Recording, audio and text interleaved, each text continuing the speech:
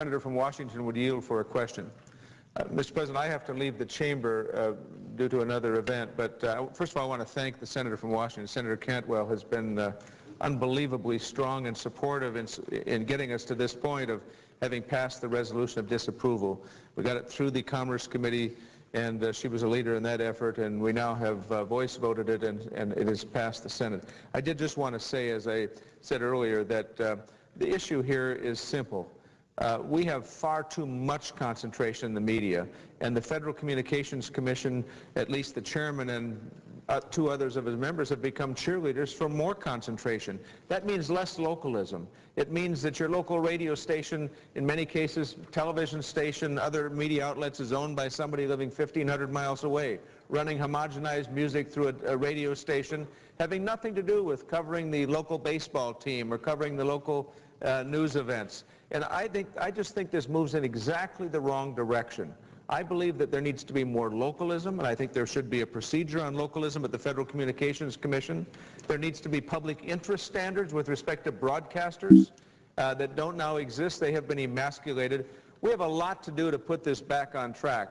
Sufficient just to say that the Federal Communications Commission was anxious to move in the direction of more consolidation, allowing newspapers to buy up television stations. We've had a ban on that for 3 decades. 3 decades we've prohibited the cross-ownership in a market. And the reason we've done that is pretty simple. We don't want there to be just one or a couple dominant voices in a market.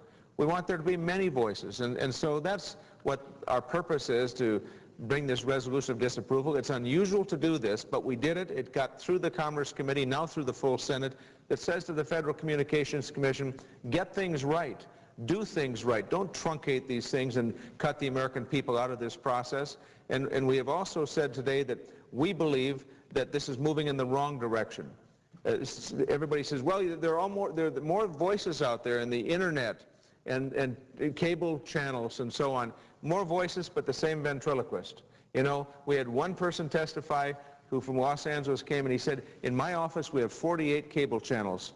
He said, I went through who owns the 48 cable channels. 42 of them are owned by the same few companies, and that's the problem with concentration. So I just, again, want to thank the Senator from Washington. She's done a great job, and I'm proud to have worked with her and Senator Snowe, especially on the other side, and Senator Lott when he was here, to accomplish this result.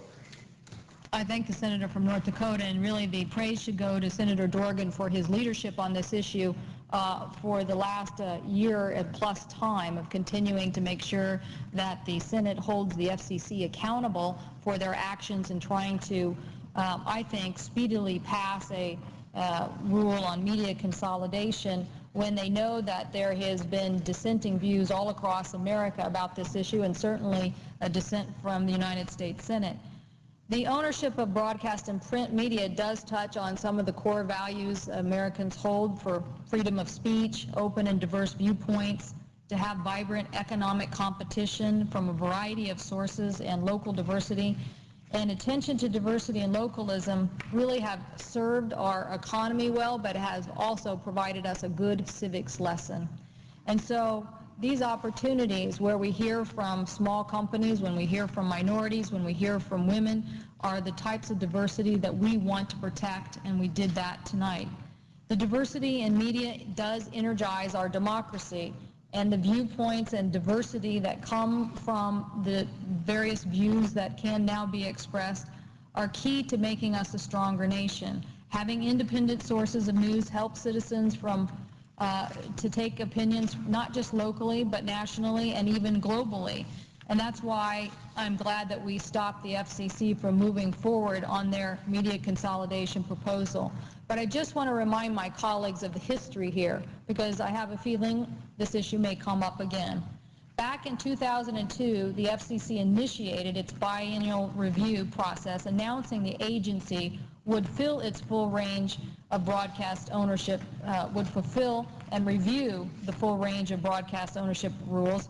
But the announcement of the review was the only thing that was really, truly conducted in public. And on June 23, 2003, on a 3-2 party line vote, the FCC issued its rules on media consolidation. And then Chairman Powell did not issue the proposed rule for public comment prior to the vote. And the reason why I'm bringing this up is because what ensued is millions of people sent emails and weighed in with postcards and petitions to oppose the rule. And in fact, the Senate sent a very clear message to the FCC at the time invalidating that proposed media consolidation proposal. And the Third Circuit Court of Appeals reviewed the FCC decision from 2003, and they determined it was, quote, not supported by reasonable analysis, end quote. So what happened after that? Because obviously there was a lot of people in loud chorus saying that they disapproved of the FCC's action to further concentrate the media in this country. And in 2007, the FCC passed the new media ownership rule barely a month after it was proposed, allowing for little public comment and even less time for consideration of the comments that might come in. And I know that Chairman Martin likes to talk about allowing public comment for over 120 days and 6 hearings around the country, but all of that was done before the rule was even out there in public of what the actual changes would be. One example, they came to Seattle on November 9th, and I think we had a mere 1-week notice for that, and they had the meeting on a Friday afternoon. I think it was a 3-day weekend. I don't know, maybe they thought no one would show up, but it doesn't take a lot of notice in Seattle to get people to show up for a hearing about media consolidation. And 800 people showed up and spent 9 hours letting the commission know their thoughts on what they thought the impact of increased media concentration would be. That it would hurt competition, it would lessen diversity, it would impact localism, and was not in the broadest public interest. So I know that Chairman Martin received an earful in Seattle, but clearly he didn't pay much attention to what they said, because a few days later he proposed the new media ownership rules, and they were released in a November 13th op-ed piece, I think, in the New York Times, and a commission press release. So what we're saying is we also do not like the process which the FCC pursued, really, in not having the broadest public comment in this.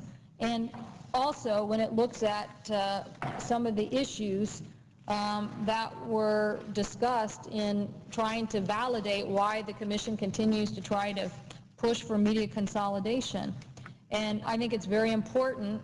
We've seen a pattern emerge. We see economic studies from the commission where they can't hold up to peer review, where data is not supportive of the predetermined conclusions that the FCC had, and that maybe they were just checking the box when it comes to these public hearings, and maybe just giving mere lip service to localism and to women and minority ownership issues. And so all of these issues are going to continue to be duly noted by the Commerce Committee, and certainly we're going to continue to fight on this issue.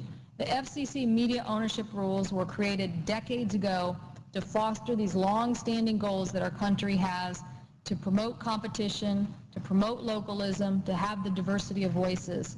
And the courts and industry experts and elected officials of all ranks across America have come together in an overwhelming chorus to say no to the FCC's move to try to further consolidate the media. I'm glad my colleagues tonight as well disapproved of their action, and so that we can continue to have the diversity of voices in America that I believe my constituents and Americans all across this country deserve. I thank the President, and I yield the floor. And Mr. President, I would suggest the absence of a quorum. Clerk will call the roll. Mr. Akaka.